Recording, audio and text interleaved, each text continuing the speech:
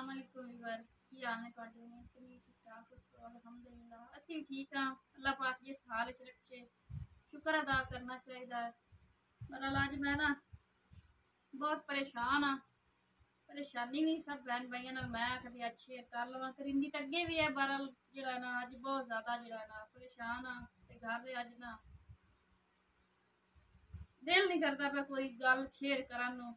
बाकी जड़ा ना सुबह बच्चों ना रस ही खवाया ते उस तो बाद जड़ा ना बच्चे जड़े ना बेचारे भुखे लगे फिरदे ते नाल मैं भी हाँ। रस खाद्या ने कहवा बना के रस खवाया क्योंकि दुध वाली जी है ना अज पहली आई पहली अगर नवा महीना शुरू होना हाँ तो दुध भी बंद कर छड़े हो सके पिछले पैसे देंदी नहीं पई तो दुध तेन कोई देन।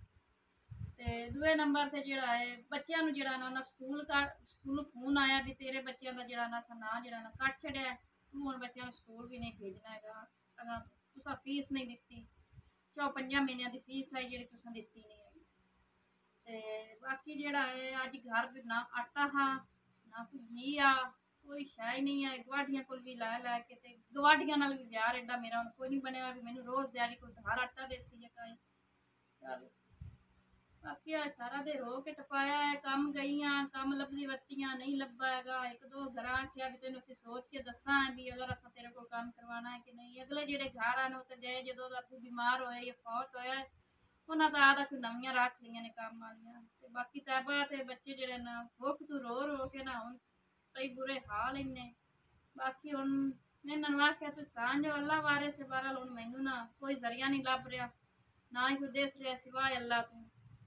अल्लाह पाक कोई ना कोई जरिया बनासी या कोई जवाब बनासी मेरे बच्चों ने जेडे रोज़ ही टोर पोसी मेरे बच्चे खावन लाग पोसे या जो भी हिसाब किताब है। मैं अज बहुत ज़्यादा परेशान हाँ बच्चों ने स्कूलों ना कट छड़िया दुध भी आलियां भी दुध बंद कर छड़िया ना घर आटा ना घी ना लून ना मरच।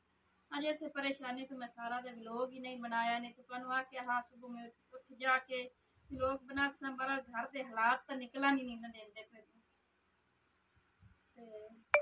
बच्चे भी रोंदे रहने हुण तो अम्मी भुख हम बच्चों ने मैं की आखा। अल्लाह खैर करसी हुण बच्चों ने आख्या तू सांझ जा हुण अल्लाह वारे से जितना ना तिक्कर तहा ही मेरे करके तुहानू खवांदी रही हूँ हुण जितना भी काम नहीं लभना तुहानू मैं कित्थों खवावां या किनू लिया के देवां। बाकी बड़ी परेशान हाँ अल्लाह खैर करसी। तैबा रोंदी रही अम्मी उन्हें सानू स्कूलों काट छड़िया अली रोंदा रहे अम्मी उन्हें सानू स्कूलों कढ़िया चाहे हुण किकर ऐसा पढ़ना है। मैं आख्या भी हुण की करिए सिर ते एडा आसरा ही कोई ना होया सिवाय अल्लाह तू कोई घर के केड़ा कोई बंदा है या कोई कमा के लियावन वाला है अपो ते सिर ते अपो जड़ा ना करनी है। बहरहाल बहुत अज मैं ना परेशान हाँ ते अल्लाह नाल ही दिल नाराज होई बैठी हाँ भी अल्लाह पाक भी चलो हुण लाइट जेहड़ी है ना चली गई है तो बाकी गल्लां जेहड़ियां ना तुहाडे नाल मुड़ शेयर होसे अल्लाह पाक भी जेड़ा है ना गरीबां कोल इम्तिहान लैंदा है। बहरहाल शुक्र है अल्लाह पाक दी जात दा इतने जोगा तो अल्लाह पाक ने समझिया होया ना इम्तिहान लवन दा। बहरहाल दुआ करे कोई अल्लाह पाक जरिया बनावे बच्चे अज मेरे ना ईमानी गल है मेरे बच्चे अज भुखे सह रहे हैं।